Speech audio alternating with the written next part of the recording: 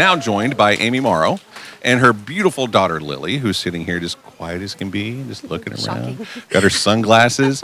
Now, Amy, tell me, as I'm reading over Lily's story here, right after being born, it got really kind of bad quick. And she has something that, in the 7 years that we've been doing this, I've never heard of a baby having obstructive sleep apnea. I thought that was for old guys like me.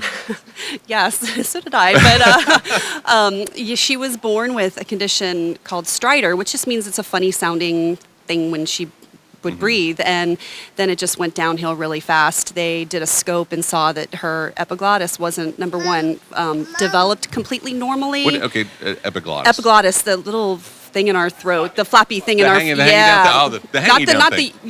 So anyway, that wasn't it wasn't developed quite normal, and it was still really soft. So it was causing her to have this severe obstructive sleep apnea. So when you came right back, what did they do?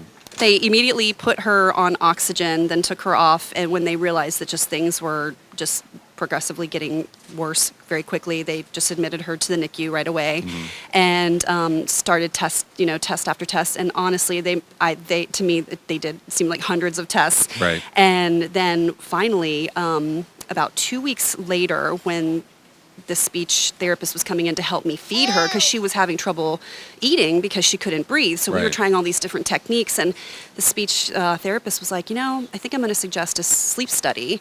And here the most invasive study or test that they could have done was done on her, and that determined that, the pulmonologist came in and gave me the news that they thought that she needed to have a tracheotomy done, and they said they've never seen a more horrible result. So it was pretty scary. And, it was just one of those things I had to wrap my head around. My husband, we had a week to kind of digest all this, but it was crazy. All this happened, like she's born, and then she's having this sleep study done. What was the time frame?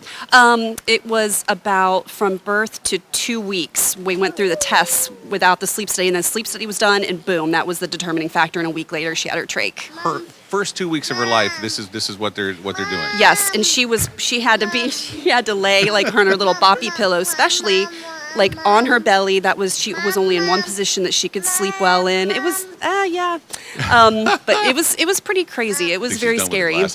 I think that's you hope that your baby's born and everything's fine. It's just like what a roller coaster, obviously, but you guys are literally shot out of a cannon for the first 2 weeks of her life. Yes, for sure. It was beyond shocking. I think I was just kind of like in this like autopilot mode. I was just here every day. She was here for 1 day short of 2 months.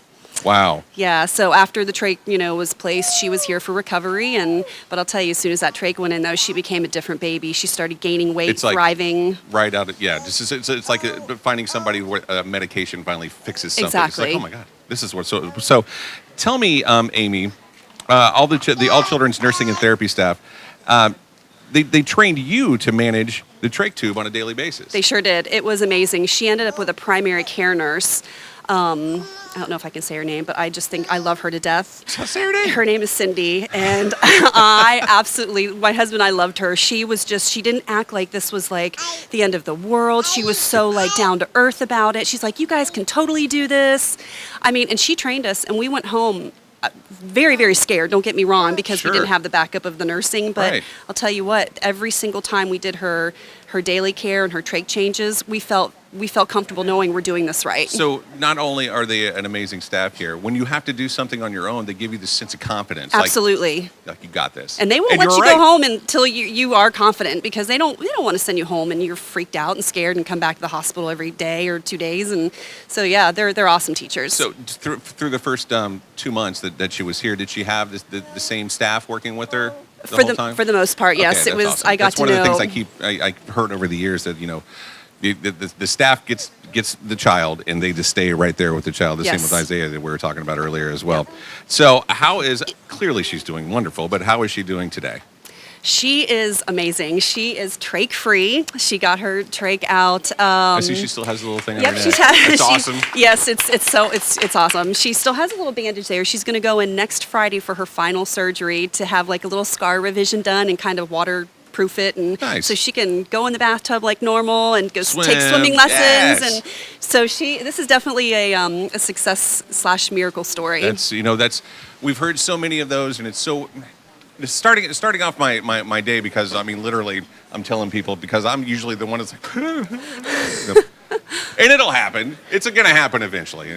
But my first two stories, actually, even with John Locke, I mean, my first three people I talked to, Isaiah is doing fantastic. I met him 2 years ago, and and she's doing so wonderful. This is great. Amy, thank you so much for coming by. And if you could tell the people who are listening right now just a couple of things of why they should call up and donate.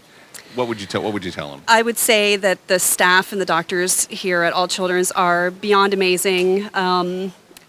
They absolutely treat you like your family, and I'm so lucky that they're in my neighborhood. Right. I mean, I've met so many families that are out of state, and we're just so fortunate to have a hospital here like this. And I just hope that everybody calls in and donates. And they say that this All Children is like the most wonderful one in the Southeast, and I say it's the most wonderful one in the world for sure. Absolutely, I totally agree. All right, Amy, thank you so much for Thank bringing you. her by, and good luck with her. And she Thank looks like she's you. doing amazing. She is. Thank you so much. Great. 1-800-270-8642 is the phone number, and